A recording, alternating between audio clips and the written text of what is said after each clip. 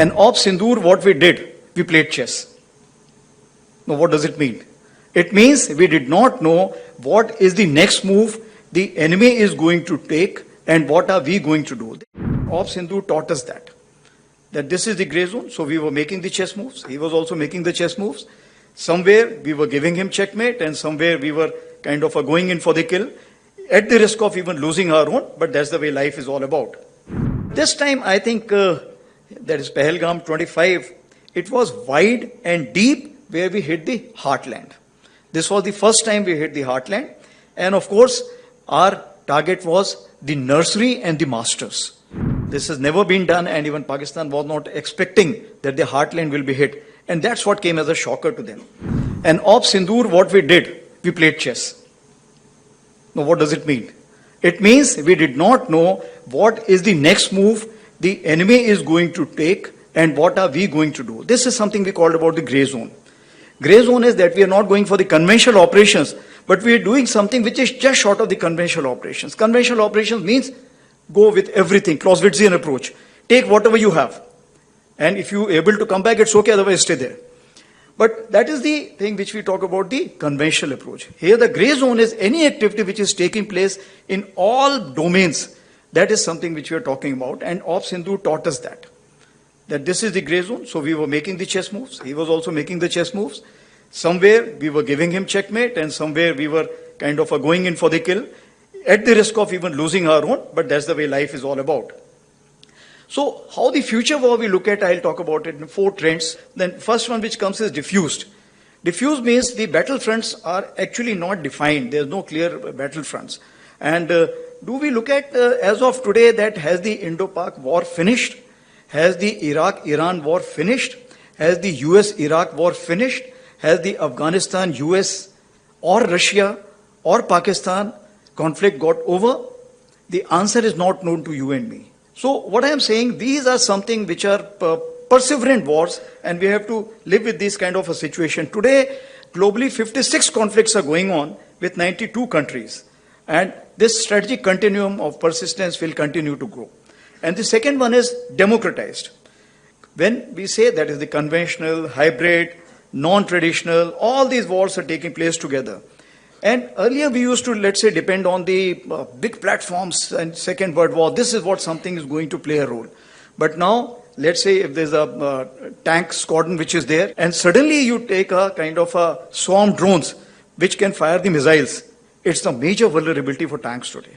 Of course, that's why in the tank regiments also we are raising the drone kind of elements and counter drone elements for this reason. But what I am saying, the battlefield equalizers is something which has come through. A platform in its size does not make a difference. What it makes a difference, how can you counter it? So a small intelligent move, a smaller technical kind of a move which is there. I was asked that, will you have the robo-soldiers later? I said, robo-soldiers we can have. But if we are 150% sure that we will control them. Because if somebody else controls, they will turn around. And if they turn around, you're gone. So that is what the technology counts about. Coming on to the third one is the diverse.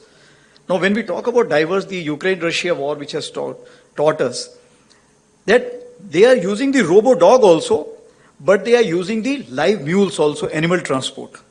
Why?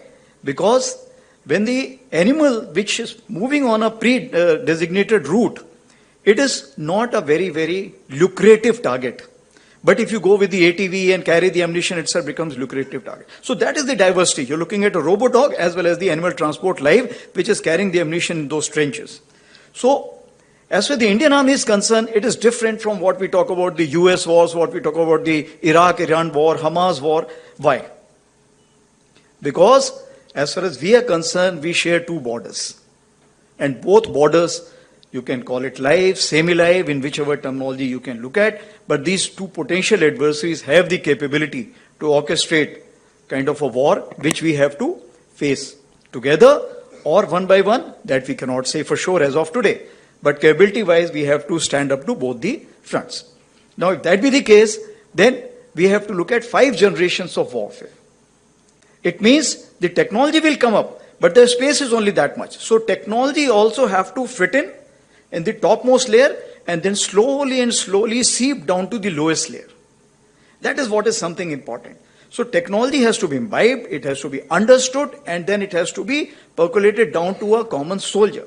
And that is why I have said that eagle on the arm means our 12 lakh population of Indian Army, everybody should have one drone each, is eagle on the arm. That is the beginning which we are looking at.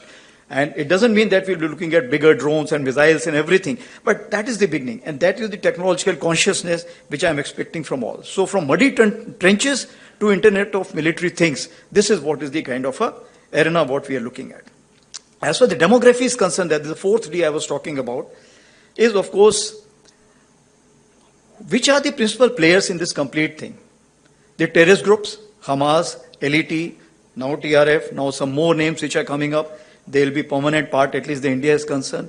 Militias, we have Wagner Group, and now recently Myanmar has issued a thing that you can have the private army operating there with 25% from the foreign. We have so many others also, you're aware, Legion of kind of France or other places where you will find that the foreign troops are coming. Similarly, from Nepal, I am told UK is also employing some people for their RT regiments and others. So you will find these kind of outsourcing, or if I can say that the soldiers, then the merchants.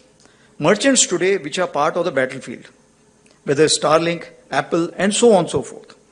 Of course, we have the citizen soldiers, and I must tell you, when Kargil happened, the citizen soldiers were prominent. We had the shepherd who told us that where the intruders are, and the last Chief Justice of Jammu and Kashmir, Mr. Tashi, he himself galvanized the locals and himself carried the ammunition for the troops during the Kargil war. So what I am saying, citizen soldiers are omnipresent, and any kind of information which they have, if they give us, for example, drones, as you see where the drones are flying, so that if it is put in the app, it helps us knowing that whether it's our drone, whose drone, and this kind of a thing we have tried in the Amarnath Yatra recently in J&K. And if it becomes successful, we'll develop it more, and with the kind of intelligence which is sitting here, definitely we'll be able to make it more, if I can say that, fail-safe proof. Of course, the Guardian Force is concerned, this is the invisible, if I can say that, the non-kinetic handlers. And this is where you all come into play in a big way. Because today war has four quadrants. I will not have time to explain the four quadrants, but the non-kinetic quadrant is something which you can start today. And the next war, which we are looking at, it may happen soon, and we have to prepare accordingly, as already been brought out by Director, that in this we have to fight this battle together. This non-kinetic has to be fought together. So what are the deductions? That as far as whole of nation approach will be there for the next war, it is not the military alone which will be fighting. Let me assure you very clearly in this issue. As far as the grey zone is concerned, it's ever present, and this will remain.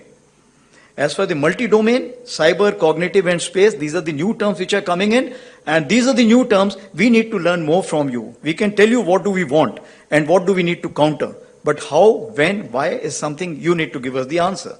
Atmanirbharta. Atmanirbharta, it's a long-term thing. Presently, whatever technology is being imported from outside and being called as Atmanirbharta, definitely it has a hidden cost.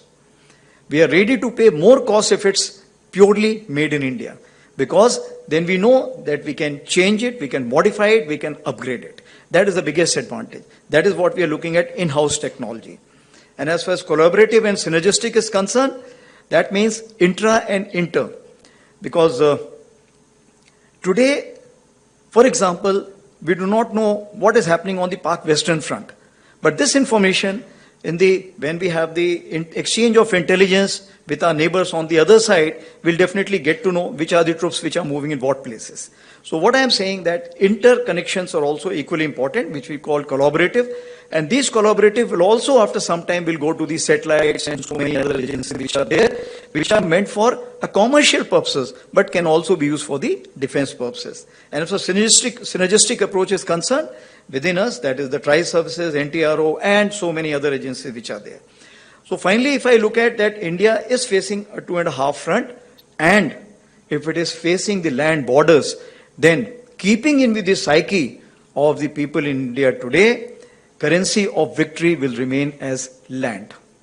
And that is, with that premise, I will say that what all actions have been taken and what are we looking at. 2016-19, again we got two wake-up calls. We went in for a major transformation, whatever we could. And we declared as a decade of transformation, which actually year of transformation given by my predecessor, General Pandey. And then we made it decade of transformation because changes don't come so fast. You need time. Years of technology absorption, we created 2 years because technology, like I told you, has to be absorbed at the top, but it has to seep through a soldier, and it is not so easy. It's a social change, and social change cannot come with a jerk. And of course, year of reforms, which were declared by our Honorable Raksha Mantri, and that is what was a major catalyst and a major kind of anchor for change. And all this combined together, we put a vision for Viksit Bharat 2047 for the Indian Army. So, Peter Drucker said the best way to predict future is to create it. And if that is the case, actually, it helped in Op Sindoor because when I took over, the first thing which I did was the multi-domain operations war discussions. Multi-domain operations is basically how the technology can be imbibed in the warfare. Normally we have been doing the bean counting, okay, how many tanks, how many infantry battalions, but this is the time we went in. And it was not purely military. We had the academia joining us from all these stakeholders, whether it's CERT or anyone for that matter. We had those people and they told us that what you can do, what you cannot do, and what you're doing is Stone Age or it is actually in advanced stage. So that is how it showed us the mirror. And since it showed us the mirror, it helped us in a big way. So moving ahead, I will just talk about the Op Sindoor as such. And since Op Sindoor, you may be actually saturated by seeing the TV and the parliamentary debates. So I will not spend much time on that. I will say how the technology came into play. But certain things important. 22nd April, you're aware what happened in Pahalgam, and it actually shocked the nation. 23rd is the time when next day itself, we all sat down. And this is the first time which RM has also said, I think enough is enough. And all the three chiefs were very clear, something has to be done. And the free hand was given, of course, that you decide what is to be done. And that is the kind of a confidence with the political directions and political clarity for the first time we saw. And that's what made a difference because we want to do a lot, but that kind of hand holding and kind of free, no terms of restrictions, if I can say that. And that is what kind of raises up your morale. And that is how it helped our army commanders or commander-in-chiefs on ground to kind of act as per their wisdom. Of course, then 25th, we visited the Northern Command, as you're aware, that is the place where we thought, planned, conceptualized, and executed the 7 targets out of the 9 which were destroyed and where a lot of terrorists were killed. 29th April, of course, was the time when we met the Prime Minister for the first time, and thereafter, next day, of course, why I'm telling you this? Because it's important that how a small name, Op Sindoor, connects the whole nation. And I was telling director also that when he briefed me on this, he said, okay, we'll have this name Op Sindoor. And I thought it is Op Sindhu. Sindhu is basically Indus River. So I said, excellent, sir. Indus Water Treaty has just been frozen by you. He said, no, it is Op Sindoor. And just see, this one name has connected the whole nation together. And today people are saying Sindur to Sindhu. Everything we have taken care of. But that is something which galvanized the whole nation as such. And the soldiers per se, because when I went on ground and I told them that, look, any sister, mother, daughter, whenever she applies the vermilion or the sindoor, she will always remember the soldier. And I think that was the connect.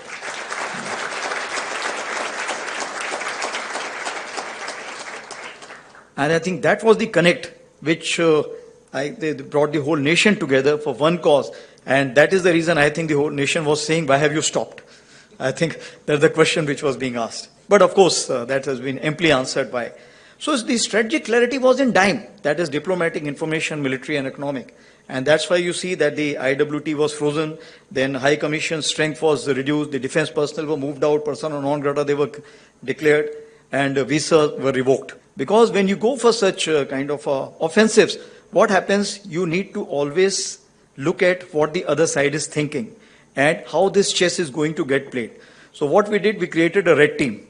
So this time what we did differently, as far as Udi, you are aware that it was 2016, it was a shallow thrust and it was launch pad we were looking at.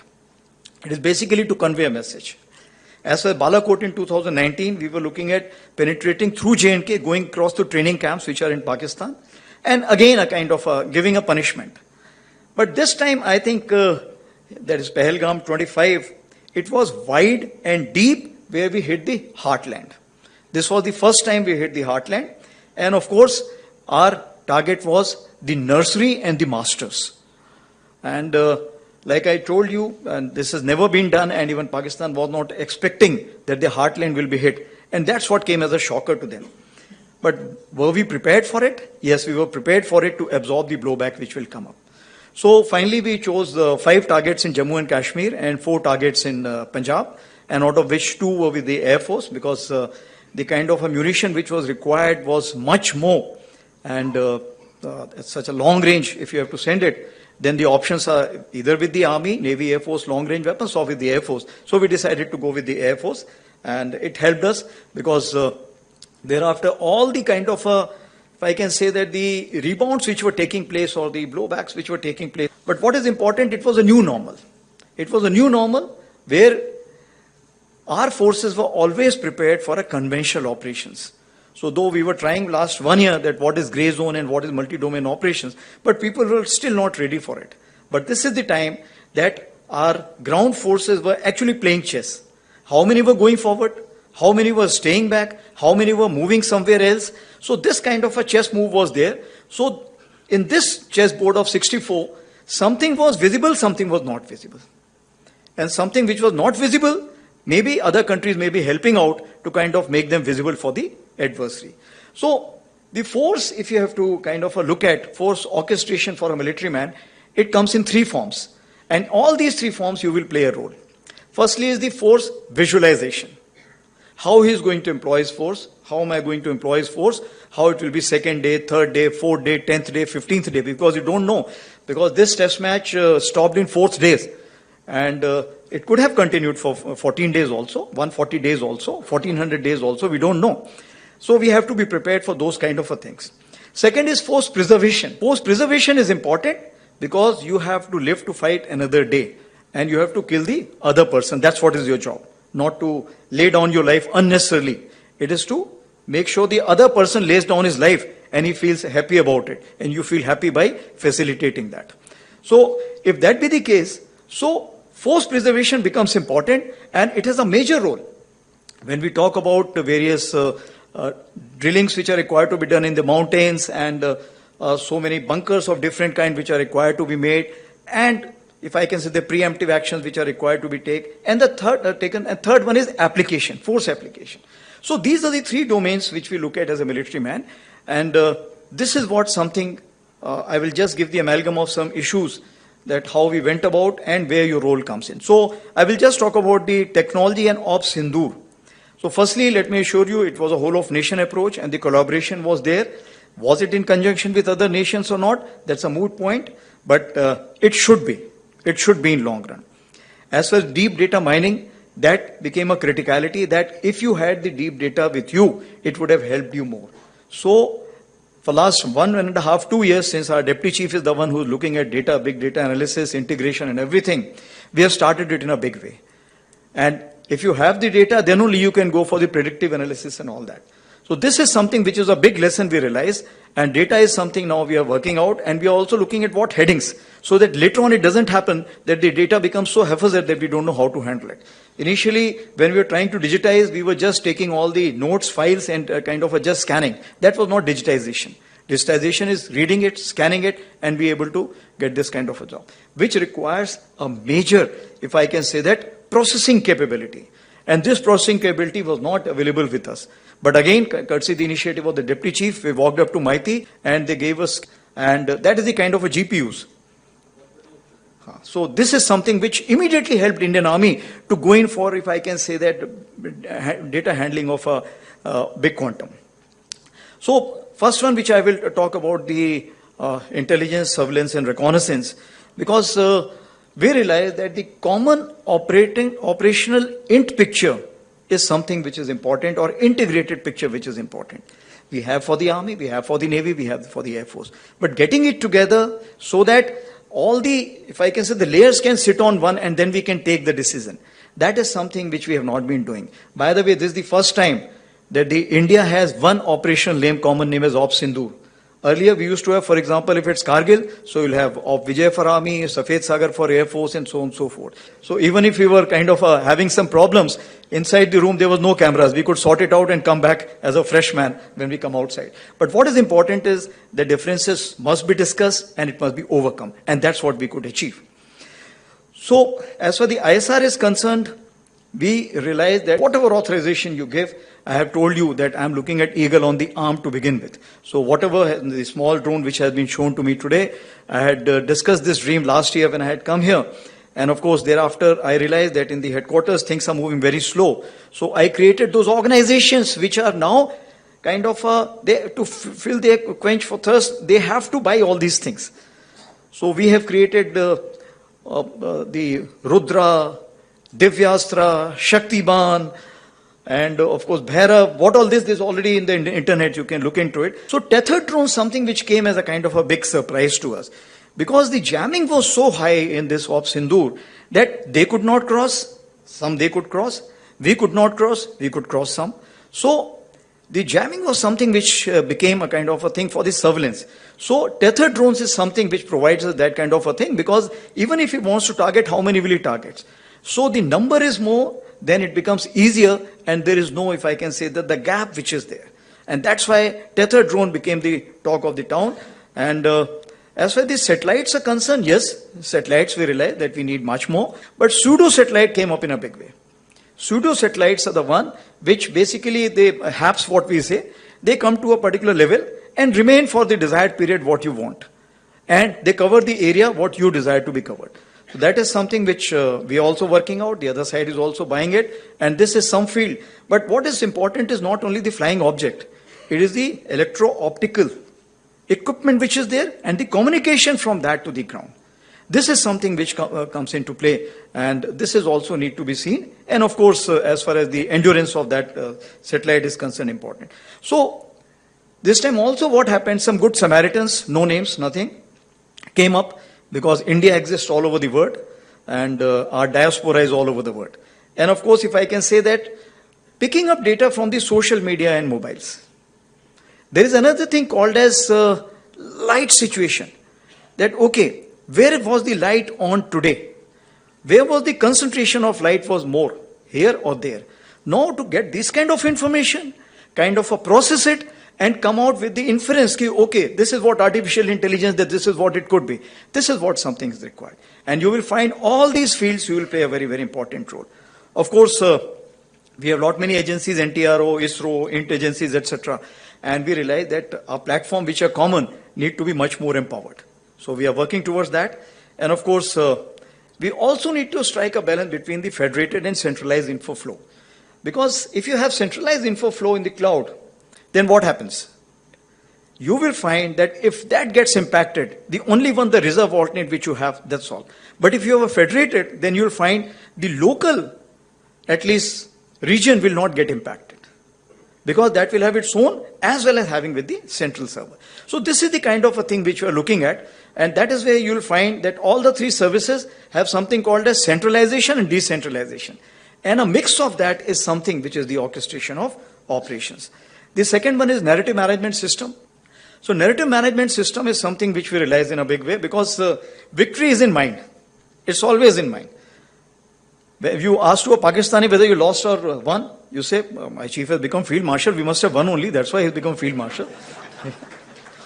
So what I'm saying, that this is how you can influence the population. So it is the domestic population, it is the adversaries population, and it is the neutral population. Can rising powers be accommodated?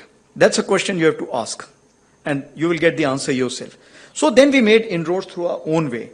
And the narrative management system, by getting the social kind of a sensitive index, then getting to use the Twitters and other handles from other places.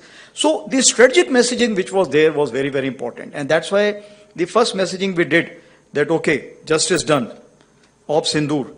That hit the maximum, I am told, in the world today, the number of hits which received. So that was the strategic messaging by a simple message. And the logo which you see all over the world was created by a lieutenant colonel and a NCO. So we prepared all this. So when we were going in for this kind of Sindur operations, we were also going for these things because narrative management system is important. So what it means that when it comes to the technology, there is a technology here, there is a technology here. The big party would like to propagate a technology to be much, much better, and you will get influenced by it. And the smaller one will not have the money power to kind of propagate that.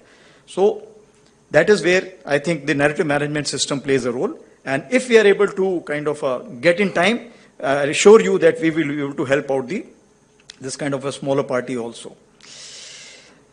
As we dug through the OSINT, we could also declare the fake. And that's why with the IIT Guwahati also we have signed and for IIT Delhi also we have signed the MOUs on interacting or getting information from the OSINT. And this fake stamping was something which was giving a great credibility. Now when we talk about the predictive analysis, I told you about the big leaders. But I think with this kind of a thing, we do not have time now because even the corps commanders will change, even the naval commanders will change on the other side. So we need to put in all this data and we should be able to see, okay, what is the thought process? What is he likely to do? No, predictive analysis is required. And that is where we all play a role in it. As so the communication is concerned, of course, secure battlefield networks, it helped us in a big way. Cyber defense measures. This is something, whatever you do, you will find you are still short of effort. And you know that what kind of attacks which were carried out, and we could ward off, we could recoup back wherever is required, we could rebound back. But next time, it may be much more. And whether that country will do it alone, it will be supported by some other countries, we do not know. But I have a strong hunch feeling that that country will not be alone. And that is where we have to be careful. Here I would like to talk about Sambhav. Because Sambhav is courtesy IIT Madras. And this was a big game changer. Why? Otherwise we used to be on the WhatsApp if we have to talk anything. Secret we cannot talk, so we are talking on the mobiles. But this Sambhav gave us a big uplift. Same thing, this war starting from 22nd April, we formed various groups as you are aware. But here there was a kind of a drawing board where everybody was knowing what is happening. So my Southern Army commander sitting at Pune, who is controlling the Rajasthan, doesn't have to tell J&K what is he doing. It is known through that. But what we learned, that we allowed too many people to use Sambhav. And we gave too many permissions. So now, at the time of crisis, if there are 100 messages, how will you kind of sift that which is the operationally important? That's why the hierarchy became important. But the workload is something which was, let's say, X. It became 100X. When it became 100X, Murphy's law, the server also went down at that point of time. We had to change the server. So then we realized that the hierarchy of communication becomes very important. So centralization is important, but decentralization was also important.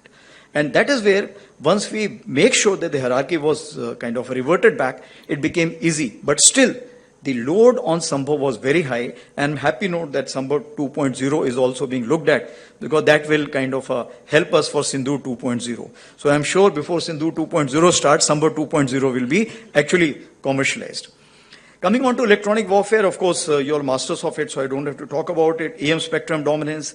Jamming, I told you, it was in a big way. But deception, we could do a lot with the electronic warfare. And beyond that, I would not like to speak, but as you know, that headquarters, etc., depicted from that. And of course, radar fingerprinting. Again, deep data. Because all the radars open at various places. And if you have the data, then you know, okay, which radar is opening up and it is held with which formation. That tells you the orbiting which is important. So fingerprinting which becomes important. And therefore, the long-term involvement here becomes important. And ECAS or something, I think it's already in the media also, that we have created a software which is helping us. Of course, that is something which we have just started. But I am sure with the AI kind of caliber which is there with the IIT Madras, that will become very, very strong. And it will get interlinked with the TRICE services because we need to work out together. As far as target engagement is concerned, we realize that attrition warfare is no more going to give you the results. So you need smart munition. All the dumb bombs have to be converted to smart bombs. We are working out with others also in this field because here we do not have much time. And Russia also, finally you realize only two things are working. Rest everything has gone back. Today I was reading the air assets have been pushed back. And the platform which are there, they only use when required. But the artillery guns and the drones, they are the only two things. The only thing what they have done, their dumb bombs have been converted to smart bombs. So the precision has increase. When the precision is increased, how does it help Indian economy? If you use a X number for, let's say, dumb bomb, you will use only 1/5 of the ammunition if it's precision in nature. And that is where you will find that the cost does not make a difference. The impact which will help us, because it will be timely impact and allow us to further the battle which is required. Rockets, extended range, we are well aware that what we are working here. And we also carried out a trial yesterday where we got the circular reparability of 2 meters for the 70-kilometer Pinaka. And of course, ramjet technology, again, we are having a very, very high hopes. And we are, I'll not say running out of patience, but we are impatient that earlier as it comes, better it is. And of course, if I can say that private industry also tested some missiles, which was again in the newspaper, 150 to 400 kilometers. So we're moving fast and we have to move much faster. Swarm drones and mother and the, if I can say that the sub drones or children drones which are there, there's a new concept. And today there is in the newspaper, in the Twitter also, and in India also, one company has offered 30 kilometers of a spool. And in Ukraine, they have used 40 kilometers for spool. So there is no interference or jamming which can take place unless you physically destroy it. So this is the kind of a thing which is being looked at. So what happens? You send a spool for 30 kilometers. By the time the two layers of jammers have been kind of a pass through, thereafter the mothership goes another 20-30 kilometers, opens up with the kind of a sub-drones. And then you can create the havoc which is required. So 50 to 60 kilometer depth we can achieve. That is the kind of a range what we are looking at with this. And of course, armed UAVs, I don't have to talk about it. And employment of baits from both sides. So this time what they did, they sent the small drones first. So that you use your anti-aircraft guns. You open your radars. So your anti-aircraft gun locations are known. Your radar locations are known. Then frequency is known, so they know which kind of a radar and everything. And then they came with the kind of armed small UAVs or drones, Yiha class, which is from Turkey. So they used that. And thereafter, of course, they came with the Chinese and Turkish big UAVs, which is called as combat UAVs, they came. So just because I think we were well prepared, we had the kind of ammunition, we had the kind of coordination, we had the kind of missiles, and we had the kind of counter US equipment, which is the soft kill. All this combined together helped us in a big way. But will this help us the next war? No. Why? Because drone and counter drone is a ratcheting effect. If you have better technology for drone, counter drone technology will grow up. Thereafter, you have to drone better and then counter drone. So both have to keep kind of overcoming each other deficiency or strength. So therefore, this is a constant battle which is going on, and for this we cannot sit idle. And that is where we need to work together. As for the counter US equipment is concerned, in the area of 800 kilometers, we had 4,500 flying objects, including the Air Force. Now, if that be the kind of 4,500 flying objects which you have, how can you manage that space? That is something which is important. So when you use the jammer, it's very difficult to tell which drone is getting jammed, because it has the record, it's kind of a record of the frequency and other things. So that's on the lighter side, but that also can be a lesson drawn. But what is important is that we need new kind of patterns to look into it. And artificial intelligence plays a very important role, and networking again plays a very important role in this. Of course, hard kill, soft kill we are aware. Fusion of that information, that which target to be engaged by whom. And of course, target tracking and tasking is something important. Moving ahead is the space integration. Navik, it will take some time, but I'm sure by 2026 December we should be able to get it. But as far as the space is concerned, satellite, we used it in a big way. Images, satellite images. But actually the requirement is much, much higher. The satellites availability is much, much lower. Every side, even if you look at the America also, they will also find it difficult when you go for an intense war. This time the intense war was not there.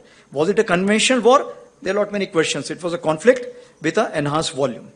So if that be the case, then we need images not only from the satellites. What are the alternate means? That is something. And if not, then can we get the change detection very fast? Is it going to help us? Communication PNT and anti-satellite which is there, that is something which you need to look into. So we are looking at low cost, low orbit, and also launch on demand. These are the two kind of satellites which we are looking at in the near future. As for the war sustenance is concerned, logistic management system. Now we have a logistic management system. The Navy has it, Air Force has it. Firstly, we need to combine that together, and then also combine it with the national logistics system.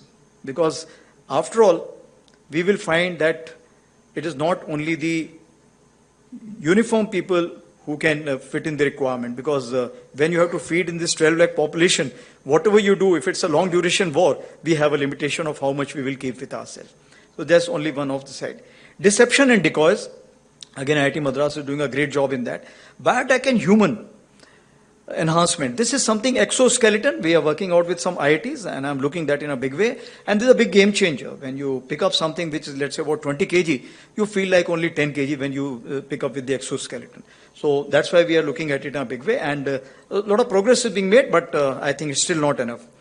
And also stress analysis sensor. This is something which is important, because we need to have these sensors now, so that everybody wears this and we get to know how much is the stress, and depending on that we can send the people ahead, back, or a kind of a stress buster. We also have a go, no-go tablets, so you're aware, in high altitude we've already prescribed for various places. The Air Force already has it. We've also, for accelerated acclimatization, we are looking at it. We have used some medicine which we are saying under the special conditions we can make this 6-day acclimatization to 4 days. But I'm very hopeful with Dr. Kamakoti now having this kind of a situation, that you are having the lay-based institute. We'll be very happy to join this kind of a study on this. And what is important is that we need this technical study, because medical study requires 7 years, and I may not have 7 years to go. So when I'm saying 7 years for this war to kind of a start. As far as AI is concerned, I think overall I have already talked about it, because it predicts the threat with the TSR, that is the time, space and resources. And that is where the AI plays a very important role. So whatever points I have given, if you combine this together, we'll get the TSR. We know that enemy has the capability, but when he's going to use it, where is he going to use it, and what resources he's going to apply. And that's what something we need to look into. And of course, the distance support tools, as you're aware, that now we have rejuvenated our battlefield surveillance support system, and also CIDSS, which we are working with Bell, and of course, Sama, which we are working out. So if I have to say so, that for the Viksit Bharat 2047, your and our convergence is very, very high, because as far as the strength for the future lies with the industry, academia and military triangulation. And of course, we also have to make sure that the bureaucracy, financial people and the government research agencies also be taken on board. As far as the Indian Army is concerned, we have created the technology committee, which is Empower Technology Committee, which has got 16 technology clusters, and these clusters all over the media we have already given out, and we've also given out which is the principal staff officer to be connected to and which is the director general to be connected to. Because whatever you have, you don't have to come through me or the deputy chief ISNC or with the ADG, ADB. You can just go to them directly. Those DGs are meant to do this, whether it's robotics or it is with the quantum technology, blockchain, you name a thing, and we have the people named for it. We've also created a cell at IIT Delhi, Kanpur, ISC Bangalore, and of course Agnishodh is a very good beginning, and we are very hopeful from this. As far as MCT is concerned, of course, we have India AI mission, Chip to Startup mission, and of course Project Kila, that is the quantum computing, that is what we have. So what we are looking at two ways from you is basically the disruptive technology, which should make our job easy, and that offset strategy. Offset strategy, once we sit with you, you tell us your prowess, we will come out with the offset strategy. So these are two things we are looking at mainly. Of course, water jet cutting, which has been explained to us, we are looking at keenly. We're also looking at a smart IoT kit for health monitor. And Ladakh IIT extension is a big thing, because our northern front is completely will be dependent on this research center. And Army internship program, which we have started recently, and I'll be urging all of you to join that Army internship program. And all those who feel they are already kind of graduated, you can also join us as an officers, because we have now all the technical fields open, and we'll be soon from 2025 end, we'll be kind of giving out the advertisements for that. So what are we expecting from you? If I could just summarize it: advanced composite materials, metallurgy, microelectronics, precision guidance, gyro, sighting system, seekers, cyber security and military grade secure communication technology, AI and ML of course, quantum computing, robotics, unmanned sensors and systems, synthetic biology, and Ladakh Center is going to play an important role. And I must also thank IIT Madras for jointly organizing at national level cyber competition in October 25, that is Datathon and Capture the Flag. So, in summation, I have to say that Op Sindur, a new normal, is just the beginning. It's the age of acceleration, the transformation we are living in. And if that be the case, then journey to be traveled together for upholding peace, even if enforced through strength, synergy, and sovereignty, is the call of the day. Thank you very much. Jai. In your address, you spoke about something, citizen soldiers. My question regarding is another part of the civilian aspect is, during Operation Sindoor, we all saw that the regions, they were facing a lot of heavy fire from the side of the enemy. In such situations, can you shed some light upon the role of the army to ensure that civilians don't panic and behave responsibly, which is, I think, very important during such operations? Okay, so it's a very pertinent question, and that's why if you see that anywhere in the world today, other than maybe Iran, Iraq, where they went on for 10 years, other places if you find that they all look at the exit strategy, that how early can they stop the war. As far as Russia, Ukraine is concerned, that's gone out of control, and that is something which, but when you go to Moscow, you don't realize that the war is on. That is the kind of a situation. They have been able to kind of isolate that war zone. So what you have asked is basically what the role of army is as far as the protection of civilians is concerned. If you carry out the analysis, you will find that what will be the density of the population which is on the western side and what is the density on the eastern side. In my wisdom, I think whatever population we have on our borders, along our borders, let's say 30-40 kilometers, it is 3 times on the other side. So it has to be very clear that if you look at civil target, the other side will be a very, very big loser. So that itself becomes a kind of, if I can say that, a deterrence for them to take care. That is point number 1. Point number 2 is we talked about force visualization, protection, and that is preservation and then application. So when we look at force visualization means what? That we have to visualize that what is the kind of a force application the other side is going to do. Based on that, the actions are taken on ground. You saw that the civil defense exercises took place. The NCC boys went around and spoke to everyone. There were community centers which were identified. People were talked about if the shelling takes place, how the blackening of the complete area has to be carried out. Those rehearsals were carried out. In 2019, we went in for, along the LC, the major drive for constructing the community bunkers. Because the line of control, as you see, the firing is on in a big way. So what it means, the population which has been impacted over a period of time is conscious of it. And if they're conscious of it, they're taking all these actions. At some place who were in depth, they said, okay, it will never come to us. But when we found that the drones which are coming inside, and of course we shot them down, then we found that other players also, who were not looking at bunkers and they said our houses are safe enough, also started looking for the bunker construction material. So what we are looking at now, that awareness, what actions to be taken, that in conjunction with the NCC, in conjunction with civil defense organization, in conjunction with the civil administration, and also look at more such kind of a, if I can say that, infrastructure coming up all along the border. This is what we are looking at. And if anything falls of enemy, any ammunition, it will fall on us first, then only it will go to the civilians. Thank you.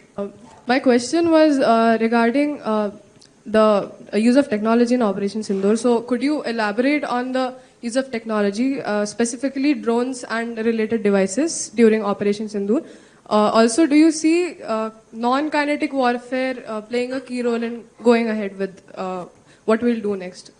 So as far as the drones are concerned, let me tell you that since I was commanding Northern Command for 2 years, and there the drones is something which is the daily requirement because of the half front which I talked about, that is the counter-terrorism operations which we carry out. But we realized that the drones which we bought over a period of time, the acquisition process is so long drawn that whatever we wanted about 5 years back came today. But the requirement was something which must be manufactured today. It should be state of the art and it should come. So what we did, as far as we are concerned, we used those drones. We modified lot many drones. There is a book which is called as Jugaad, and you all must read it because Indians are very good at it. So what I am saying that our special forces and some organization which are with the DRDO, And our interagency sat together and modified the drones as per the requirement. And these drones, we used it effectively for the destroying these targets which are there. And if I can say that, to the extent that industry came forward in a big way. No names, but the industry came forward. Whatever they had, they told us, this is what is available with us today. Please take it and use it the way you want. We said, money, forget about it.